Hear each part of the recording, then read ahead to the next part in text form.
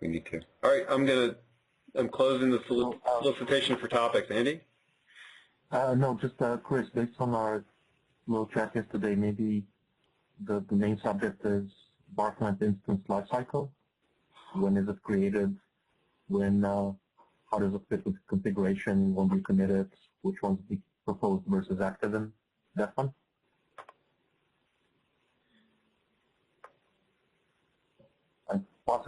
I'm possibly expanding your topic. Yes, you are. Let's see where it runs. But I'm happy to go through and talk about this. Hopefully, I'll do it briefly, and we'll see where things go. Just in the interest of timekeeping, I'm going to do this one first because I think it's pretty straightforward. On the list, Adam and I were going back and forth about rspec versus unit, and he was making the statement that rspec is a stronger test pattern than unit. I agree with him of just been not taking the learning curve yet for rspec. So what I think we want to do is just formalize a preference for rspec.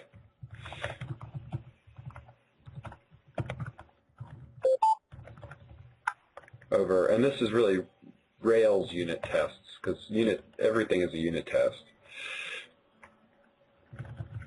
Anybody have a concern or an issue with that statement?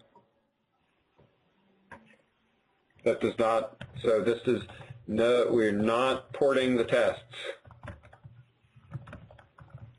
And we're not expecting people to be not expecting 100% compliance. So if you're comfortable with unit tests, we're asking you to invest time in learning rspec, so we can start migrating. I'm going to be having to do the same thing. But if you have a test that you think you can do really fast in unit, then use your judgment. So up to this point in time, all of our tests that we've been writing have been unit tests, right? Not rspec tests. Correct. Well, there was a body of rspec tests that Greg had contributed that were all about proposals and things like that. So those have been disabled. There are some, and we should start moving back towards that pattern. We test both today. And I meant that. And on that note, I've built some simple patches which just rename the subcommand with the dev tool accordingly, because they're slightly misnamed at the moment. You know, so things like set up unit tests, reload unit tests. Really, that they're not specifically unit tests because that includes the BDD tests, which are not unit. So I've got some patches to submit which will make the naming consistent and also allow you to run just the unit tests or just the BDD tests and that kind of thing.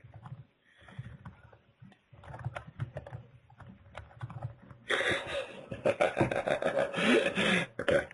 And that was a Greg felt very strongly that those were also unit tests, which is why the nomenclature's in there. I think we can agree to just call them tests. But he considered the BDD tests as unit tests.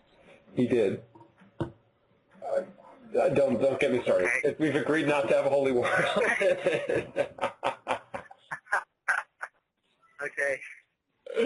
So why are we preferring rspec tests over Rails unit tests? I mean, this is the first time I've heard of that.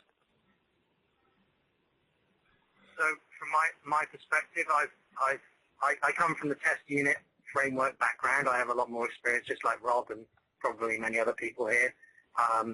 The private Rails project that I've been working on for quite a long time, and I have really struggled with a lot of the testing ecosystem, the existing gems that are out there to get them integrating with the test unit framework in a reliable and useful fashion. So things like Guard and Spork, which are well accepted methods of running tests in a sort of efficient manner for fast iterations of red-green. Those kinds of tools, which are basically there's a very well-trodden path that involves those tools in conjunction with rspec. The same is completely untrue with the test unit framework. So there's a whole load of bugs, many of which are on tracked on in various GitHub reviews with my name somewhere in there, either reporting it or kind of complaining loudly about it. But basically, there seems to be absolutely no movement from the test unit side of the community to fixing those issues.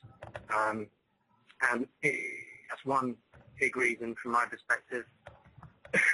Another is that I just find the test unit framework is just not rich enough. You know, rspec is so much richer. There's so much more you can do with it. It's a lot easier to write swing tests in terms of how you do setup, how you declare the context of various tests, and you know, the matching framework is better. The mocking ability, you know, I could go on for ages. The documentation is way better. It's just the well-trodden path that pretty much the whole community, Rails community, seems to be already on, and I don't see any reason to buck that trend. No, if we use our spec tests, there's a lot more things that we can plug into. I've old habit, and so I should have started in our spec and didn't. That's my mistake. So if we're going to be doing that, could we have the next brown bag on how to write rspec tests? Because I, for one, don't know how to write rspec tests. I find that to be an excellent suggestion. Yes. There's a lot of documentation and tutorial stuff on rspec. I think I will be set it up now. Thank you. We'll set up the brown bag, identify those and send those around. Cool. Good. Good. One of the things I want us to be in the habit of doing is, and I'm channeling Andy because this is one of Andy's favorite topics. We do things on community and we discuss things in community, and we need to make sure we review them here, document them so that there's an agreed place that it's stated. So good. Good. All right. So. Chris, I'm going to try and do this bar clamp instance thing quickly, and if it's not clear, then I'll stop and we'll take longer. But so I'm bringing up the diagram of the classes, and so and I know you've been helping explain this, and so you might be able to add some clarity. The way, without going into the whole core of how this model works, it's important to understand that we're effectively building a linked list infrastructure in which the list is composed of bar clamp instances, and every bar clamp instance is going to have clones of the role instances or the roles that bar clamp uses, and then the data, the actual values or attribute instances, are going to be hung off the roles. So you cannot have attribute information, which is both general for the role, or node information without having a role. Roles are required. And then the bar clamp instances are basically the point in time. So I think of them like a train, or it's really a linked list. And in that linked list, the bar clamp instance is the point on the list. It's the list entry. The bar clamp configuration stores the pointer to the list. So you navigate into this linked list from bar clamp configuration, and there's two pointers. There's a pointer to the active configuration, so the one that's actually in use and being maintained by the system, and then there's a pointer to the proposed configuration, the proposed instance, which is the one that you can edit. You can only edit the proposed instance. And so that's where, so we spent a lot of time in Crowbar 1 talking about proposals. The concept of proposal is now embodied as a pointer from the configuration to the instance that is editable. That is a proposal. Okay? And so in order to create a proposal, what you're doing is you're taking a bar clamp configuration, and if the proposed configuration is already active, then what you're doing is you're cloning the current active configuration. You're making a copy of all the instances, all the instance data, and then you are pointing to that as the proposal. Okay. If you don't have an active configuration, so if we're making a brand new configuration, the first instance, the head of the list,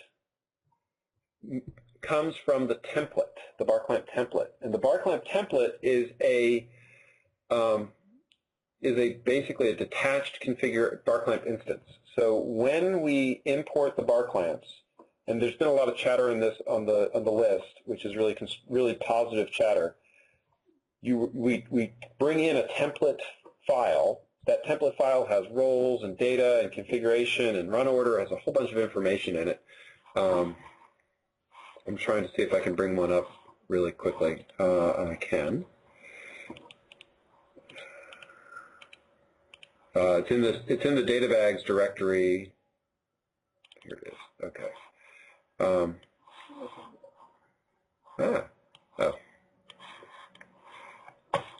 So this file that I just put on screen is the template file, and it has, this is the attributes. So this is a role, this is a role effectively, and these are the attributes and their default values. This is what we inject into Chef. It's part of the attribute injection. And then there's some role information about role ordering and some general configuration data. All that's in the template. What happens on import? Yeah, but Yep, go ahead, Chris. so unless I'm mistaken, I've heard rumblings that all of the template files are going away and the information that's contained in those is migrating into crowbar.yaml. Is that right? We had a discussion on the list about that, and Adam had asked, instead of making Crowbar YAML bigger and bigger, to keep it as a separate template file so that we wouldn't mix the concerns, which I think makes sense. Sorry, what I'm actually doing as an intermediate step there is this is just lifting the current templates out of the Chef data bags and just into the roots of the repositories. Right. That's just to make it clear that we no longer consider them to be specific to Chef, and we can hack them up from there as we need to. And we're calling the file, I think we said template config or config template. I haven't changed the name at all yet, but we can change it to whatever. Right, and then eventually there's a longer-term migration. Config template .yaml, and so if both are present, so this is the one that we're going to have. Thank you. Thanks. This is the one that we're going to have for now because it's based on the current. It's based on current configurations. We're just renaming them. As we migrate to YAML, which I think is going to be more explicit because it doesn't have to be chefized, then we will, if this file exists, then we would import this too. That will also be a little trickier because I'd really like to keep the qualify schema that we have. Or at least keep the notion of having a schema that will validate the config template. I'm okay with that. Yeah. Okay. And translating that into YAML as well will be a slightly more involved task. YAML validation would be a red hole link, and what I'm really interested in is kind of talking about who creates the bar clamp instance, when, and how does the network bar clamp, which exposes an API that modifies its configuration, how are we expecting it to handle the various cases where there is a proposed bar clamp instance, there isn't one. Okay. Right. The template discussion is interesting, but it's kind of out of scope for how to create and when to create a bar clamp instance. That's true. same time we're closing a topic that was discussed on the list and resolving it in a concrete way. So,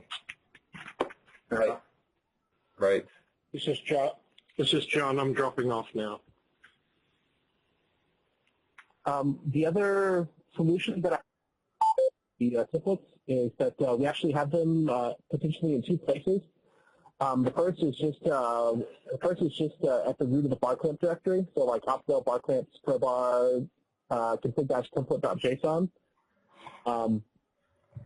And the second, which would override the first if it is present, when we go to create the default config, would actually live in /etc/crowbar/barclamp name-.json.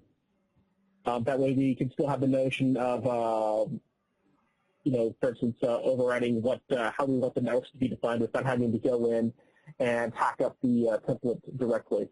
So that way we can just make sure that the template just stays there untouched as an example of how it's supposed to look.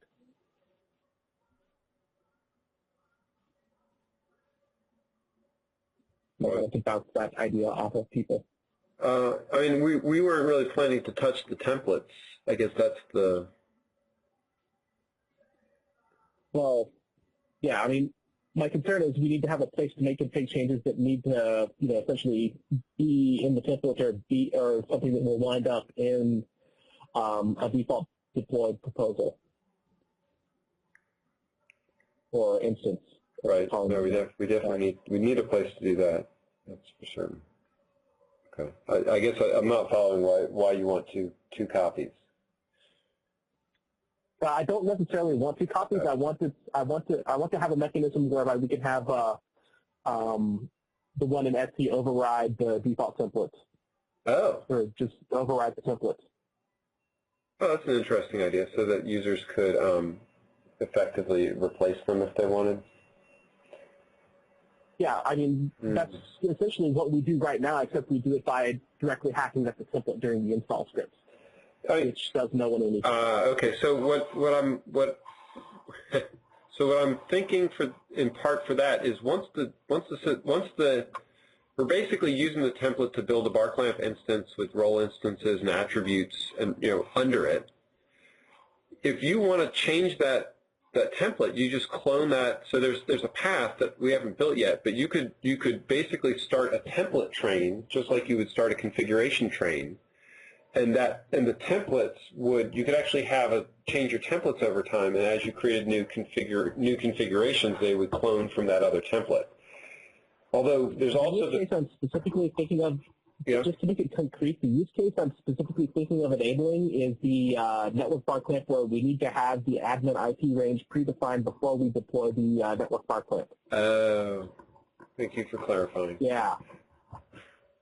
That use case isn't going away.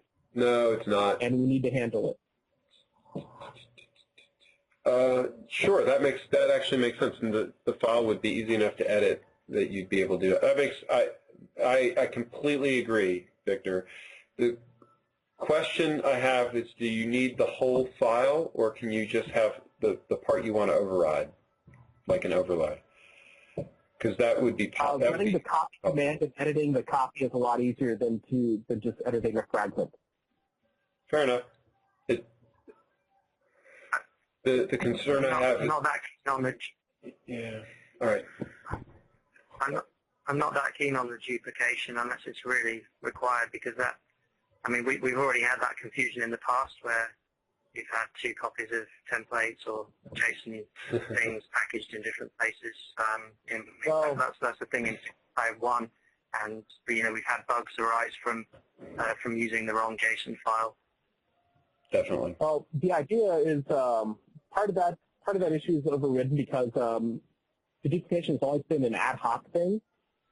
And what I want to do is make it very clear that the Crowbar template JSON that's in the bar clamps directly is there as a template for the bar clamp. You never edit it. You never change it.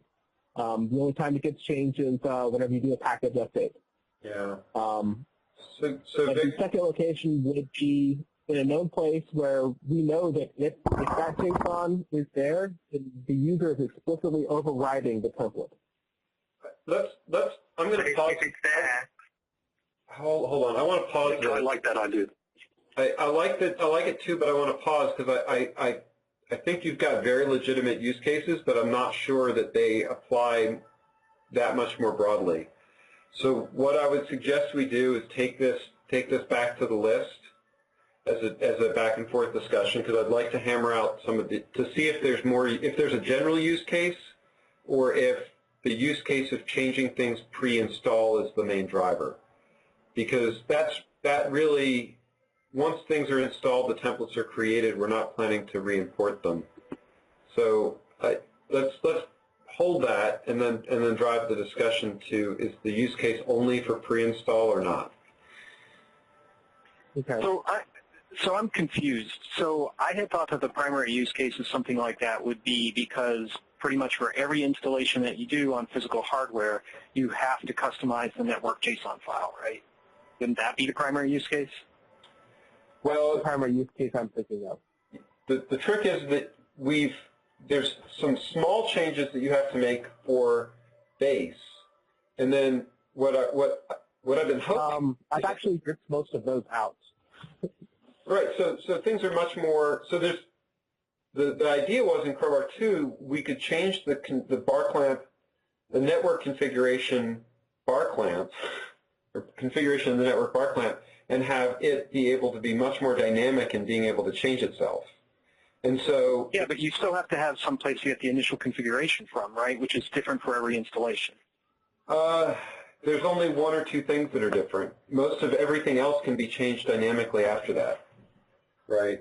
And that's what I'm asking for us to take to the list. I'd like to know, I'd like us to document, and we could do it here on the call too, but to document, these are the things that we need pre-wired so that when they're initially read in to Crowbar, it sets them up, because they have to be set up before Crowbar runs, versus things that we expect the network bar clamp to be able to dynamically change, in which case you build that configuration dynamically. In some cases, we have much bigger templates than we might need. So far in the development of the Crowbar 2.0 network bar clamp, I'm assuming that we have, just like we had with Crowbar 1, a network JSON file that is configured correctly from the outset, right? So if that's not going to be the case, then there will need to be some changes made. Yeah, and then the mechanism that I want to throw in there is a way that we can keep that assumption around.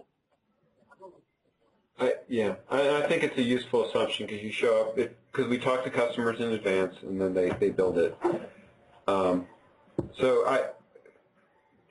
It does. I mean, Victor, actually, I think maybe we can just lay this down. So the use case that you're describing is somebody works in advance of a deployment to get their configuration all set, right? They express it as templates, and then since it's already set and they know what they want to preload their defaults to be, they can drop all those templates in a file location, override the existing templates, and then when the system comes up, they don't have to make any other changes. All the defaults are set the way they want them, right? Yeah. I see what you're saying. There's no reason not to do it. It's a logical small change. I'm taking notes on my piece of pad. Oh, thank you, Adam. So this is really a pre-population conversation. It's not a templating conversation, and that makes a lot of sense. And one of the pieces of very specific feedback we've gotten from Crowbar community is they want to pre-populate Crowbar in all sorts of ways, because most people have some knowledge of what their system's they want their system to look like. So it makes a lot of sense. All right. Whew. Andy, we've got way down the track on that one. Seeing that we're already deep in the rabbit hole, Yeah. Don't package managers already have mechanisms to override default configs from packages? Good question. We're inventing something that we don't need. Right, so Debian and Ubuntu and their derivatives have the deb-conf that sell all those happy things. Sorry, I'm not familiar with YAST, but doesn't YAST have a similar way of saying, hey, you have the defaults, but here's an alternative configuration that you should use? Yeah. So do we really think that we're moving down the native packages path? Do we really need to invent an override mechanism? Well, I think so you're suggesting just have a single config file and let the native distributions configuration mechanism handle that? Well, so we have a package per bar client. Or we're going towards a package per bar client. Part of the configuration of that package is its template. And if the user wants to provide an alternative package during, an alternative template when he's installing the bar client, do that. Yeah, I mean, that was something I was going to suggest as well, I think. I mean, so if I'm understanding you correctly, the package would only drop a single kind of template in Etsy Crowbar or somewhere like that, not under Opdel. That the expectation would be that if you wanted prepopulation, then you would just edit that, and then your RPM minus verify or whatever the equivalent is with dpackage would indicate that you've kind of deviated from the distributed defaults, and dpackage reconfigure and that kind of thing would handle that natively. Is that what you're saying?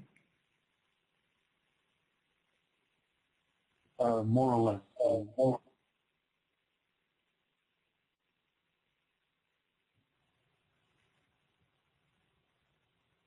Thoughts? Richard, does that make sense to you?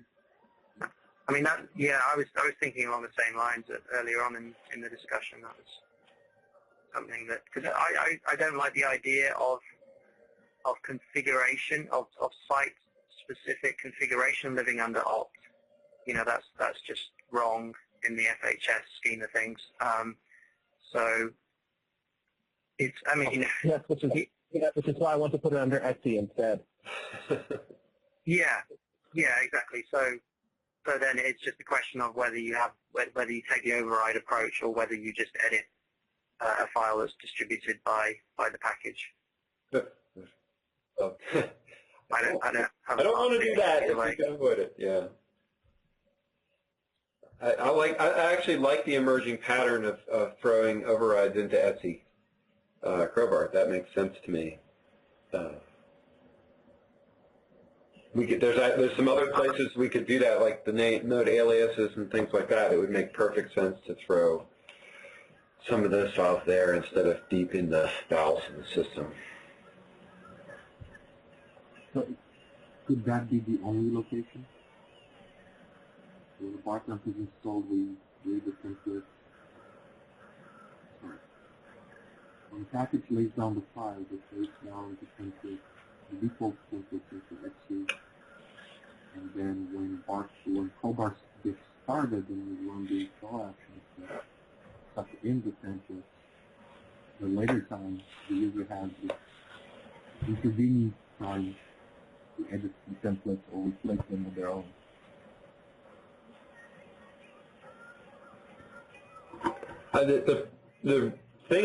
The reason why I go back to Victor's suggestion of having two is that you've got a canonical, original source of the truth, so that we can go, if the user messes it up, they can diff it or they can replace it. I don't want to leave us in a situation where in the field there is no, hey, this is the tested one. But that's standard practice, right? Before you go and fuss with something, back it up if you're going I mean, true. You could always just go to GitHub and retrieve it. It's not like it's locked in a vault somewhere. One thing to keep in mind is that one thing in the back of my mind at least is but we're considerably changing the install flow, where in Crowbar 1 we put in the ISO, at least the Dell Crowbar. You put in the ISO, you type in a command, and you're off to the races. As opposed to, you're going to lay down the packages, that's going to do some stuff, then you're going to start up Crowbar, that's going to do some other stuff.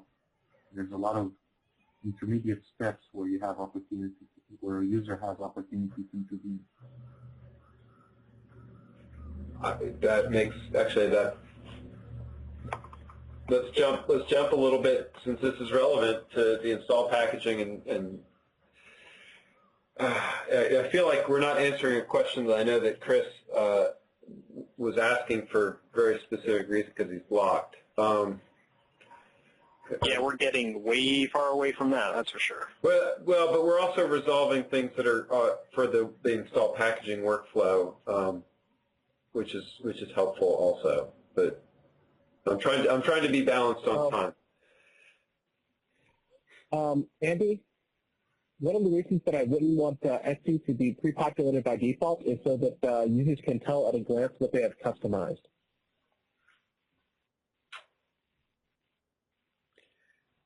Okay, but I don't know, I keep getting this gut feeling of NIH syndrome.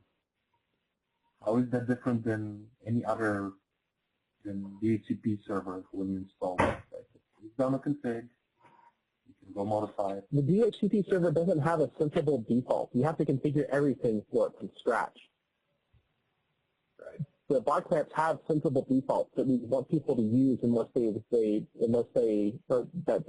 should use unless the user tells them to do otherwise.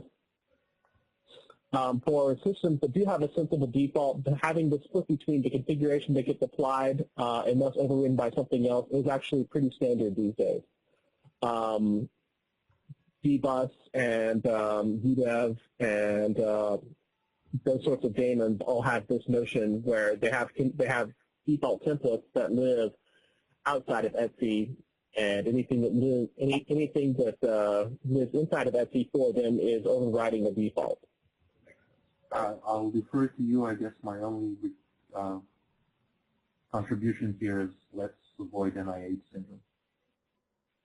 Yeah, I'm actually trying not to. I'm actually following what I consider to be best practices in this sort of thing. And I do feel like this is a good conversation, and I think everybody's, Andy, on board with not inventing our own stuff anymore. Very strongly in favor. Okay. So jumping back to the, if everybody's ready, I'll jump back to the template and how bar clamp configurations and instances are created, because we've gotten right to that point. So the way that you create a configuration, so templates we just discussed are brought in by reading in this file, and that lays down the initial bar clamp template. So it builds an instance, role instance, and attribute instances based on that template. From there, when you want to actually start a new configuration train, which the system is going to do automatically for some bar clamps and manually for others, you go to the bar clamp and you say, create proposal. So off the bar clamp model, and so every bar clamp has this, you can create the proposal. Create proposal is very simple. It goes to the bar clamp's template, it clones it, and then it creates a bar clamp configuration based on the name you gave it, and then it points the configuration's proposed instance to that new instance. And that's how a new proposal is created. There is no active configuration or instance. There's no active instance at that point, because the only thing that can make an active instance is the jig infrastructure, the engines. This is where we get into the service object and the operations model. The only thing that can go from a proposed instance to make that instance an active instance is the Crowbar infrastructure itself. It's a behind-the-scenes thing that happens when you go to the configuration right? You go to the API call for the configuration. You take your configuration and you say commit, right? And we can argue whether we want to use the word apply or commit. Right now I'm in favor of commit. But you commit that proposal, which effectively queues it. It doesn't take any action. It puts it in the queue so that that's a dangerous word too. It flags the configuration so that the system knows this configuration needs to be made active. And then there's a whole bunch of stuff that has to go in the process to actually take that configuration and make it active, right? You have to evaluate prereqs and current state, and you have to decompose that into other stuff. And if there's a prereq that's not ready, you have to evaluate the prereq, right? So in Crowbar 1, Crowbar 2 will do this also. In Crowbar, so what will happen is that if you say go to a Nova controller and you say I want to apply it, yeah, go ahead. Rob, yeah. Let's put that on the agenda as a discussion item on right now, actually. Okay. But go back to the life cycle of just when does an instance, how do you know which, so the specific use case that is somewhat problematic is the network bar clamp that says, I have an API for you to be flexible and you can change my config by in smaller granularity than just applying the whole new proposal. So the scenario is the user, potentially there's a default deployed somewhere during installation. Now the user invokes an API that says, hey, I want to change the subnet ranges. Right. So that API call somehow needs to figure out what bar clamp instance do I go and reflect this API-driven configuration change into. Oh, that's excellent. Okay. How do I tell the user when that thing is actually going to go into effect? Okay. So I would say that is still a new proposal. So let's say the bar clamp configuration has an active instance that the network is set up in a certain way. If you want to change that, you can't just change the active one. You have to edit the configuration, which effectively creates a new proposal. So it clones the instance. It creates a new proposal from that you can edit. And so that new instance... Go ahead. A little confused about that. So I thought a bar clamp instance was supposed to represent the configuration of a bar clamp at a given point in time. So if I wanted to change the configuration, I should theoretically create a new bar clamp instance, right, and associate that with a new configuration. That's not a new configuration. It's basically you've extended the list into the future, and so the proposed instance is really a future state instance. It hasn't. So it's editable because it's future. You can't edit the past. So if I want to edit the network configuration, right? There's only one. We're only allowed to have one network configuration right now. So there's network configuration default. That has 2 pointers. One is to the active. One is to the proposed. So if I want to edit, I have to. I actually say I want to edit my proposal. It clones off a new proposal and points. Wait a minute, how do you do that? How do you do that specifically? How do you do that? There is not. I haven't put in the method for it yet. There will be an API call or an internal method off of the configuration that said edit or propose. Okay, so that doesn't exist at this time. I haven't created that. Basically, it's just all it's going to do is do a clone of the active. It's going to do one of two things. If you already have a proposal, it's going to say you've already got a proposal. Edit that. If you don't, if you're active and if you're an active with no new proposal, it's going to clone active and make a new configuration instance as the proposed.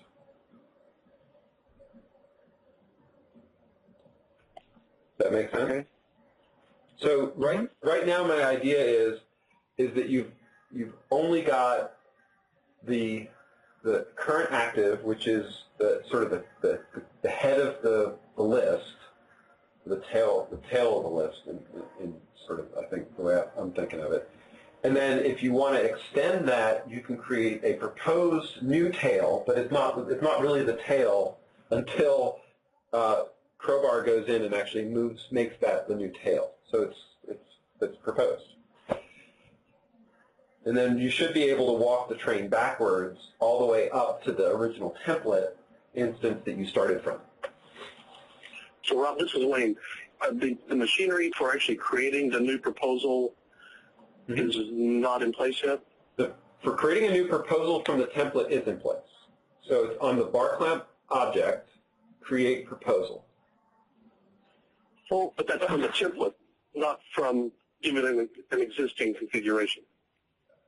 No, I have not yet added the create one from an active configuration because we have no way right now. This is coming. This is where Andy's playing.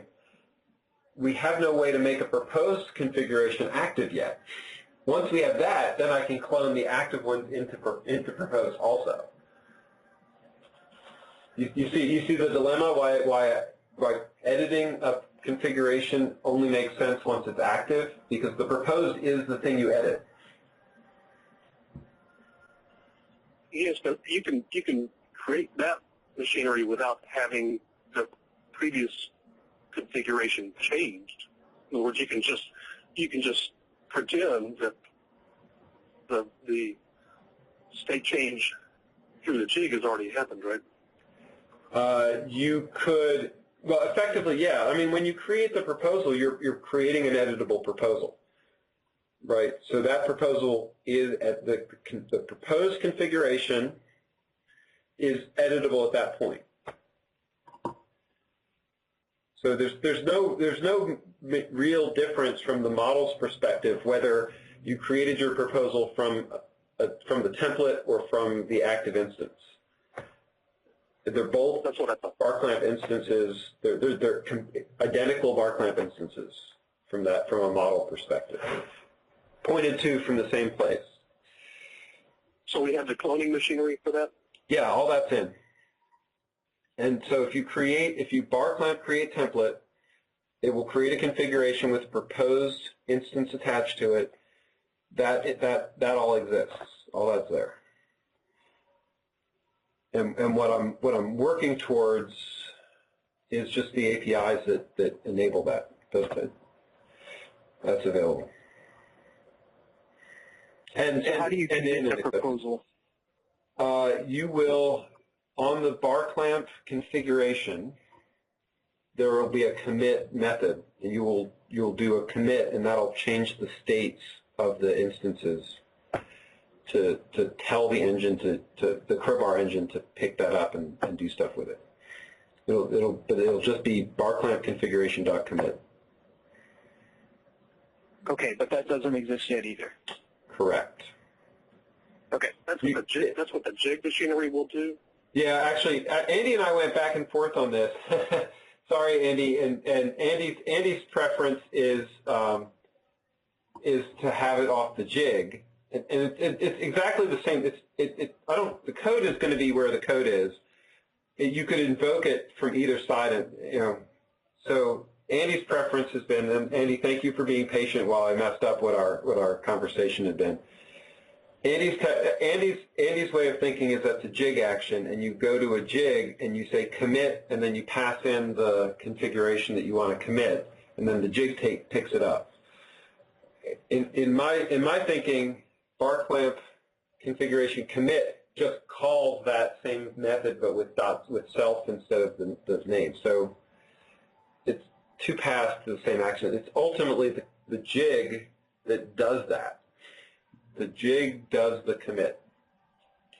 So, seeing that we insist on talking about that. Well, actually, let's pause then. Do we want to keep going down this rabbit hole, or should we hold that off until Andy can give us more details on how the jig operates? I'm kind of, this is Dave, I'm kind of interested in what pieces are done. Yeah, I don't think it's a rabbit hole. That's fine. Go ahead, Andy. So to answer David's question, so jig events are not yet hooked in. And I think you mentioned it this morning during stand-up, so that's not there yet. But we can talk about that in greater detail offline. Why should the jig be the one committed? Assuming that's what we want to talk about. And I can talk about it in about 2 minutes. No objections? Okay.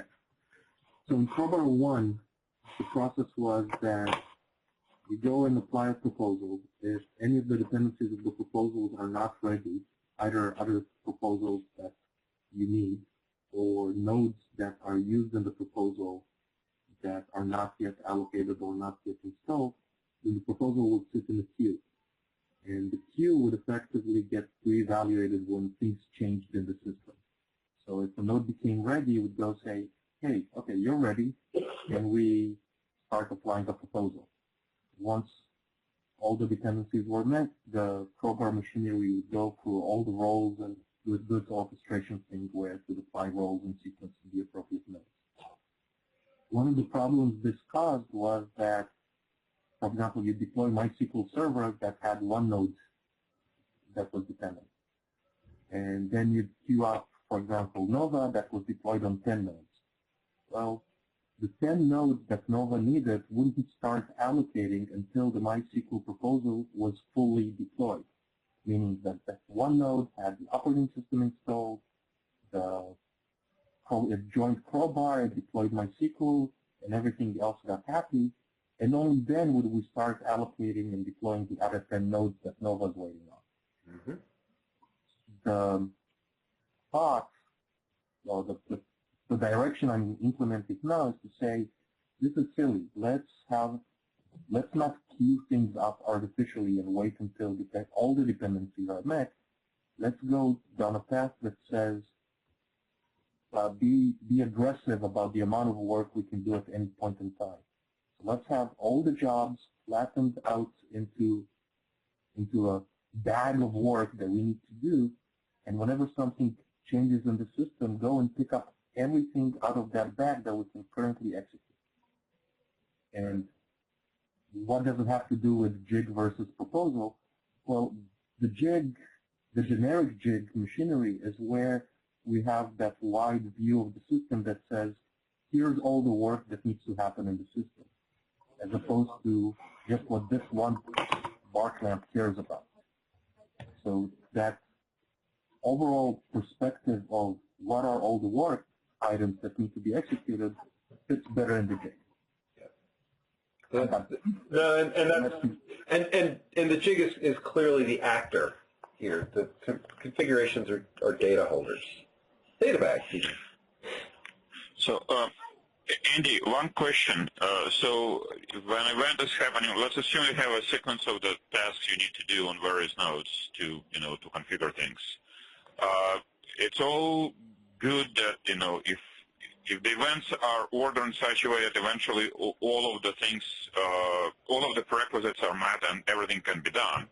What if somewhere along the way one of the prerequisites which was met before, failed and no longer met, and you have to undo some of the previous work to be done, including the dependencies on that? Is there machinery? Thought through to handle that, or how is I guess call it a fault handling or call it negative configuration changes handled? So this is me having some religion here. You fail forward, don't fail backward. So wait. Hold on. It's a great question. That's Arcady, right? Yes. Okay. And I apologize if it's out of line. What you guys are discussing. It kind of. It's an awesome topic. It deserves its own. It deserves more answer than we have time for. Is the problem? I can answer that in 30 seconds. Go. The short version, the really short version is if something fails, then the machinery comes to a halt. Everything that depends on what failed stops. And as a general practice, again, that's my religion. You fail forward, you don't fail backward. So you have to intervene, fix what failed, fix it again, and move forward. There's another aspect, Arcadia, that requires its own special lesson, and Judd usually does the chef training on this case, and it's all, you have to understand that we are creating a new state for the system to accomplish, and so chef has this notion of describing the state of the system and then achieving that state and then a new state. It's not an actor model, it's a state model. And getting your head around that will answer these questions in their own weird way. But that's the big shift that people usually struggle with in dealing with the system and how it operates. So we have a hard stop in we do. Yes. That meeting. Should we add that state management, and fail forward, and whatever as an agenda item for the next time? I think what we want to do is have Judd run the chef training for our new people. And Judd, if you want to do that in an open way, we can. I think that would be probably fine to do. All right, and some of these are. I'm just throwing these in the. I'll send an invite to CESW, and folks should suggest times. Thank you. And so, can I make a plea? Can I make a plea for taking these kind of conversations, which are very important and valuable, to the list? You know, things like the fail backwards versus forwards, that kind of thing. I think that needs to be hashed out with like as many eyeballs as possible. And with the time zone differences, I think if we just try and cover that in conference calls, it's just we're not going to get the exposure we need. Adam, I'll start a thread. Yeah. Thanks. I've been meaning to actually describe this whole job thingy in an email, but I've been lazy. I totally do. Yeah, and I feel like we're getting better. We still do need to keep making progress on using the list in the IRC. So. Okay, sorry, I'm dropping. That's we have to run. Everybody, thank you for your participation. Add to future topics, and we'll keep chipping away at the backlog of things to talk about as we add to it at the same time. All right, everybody. Thanks. Bye. Happy trails, folks.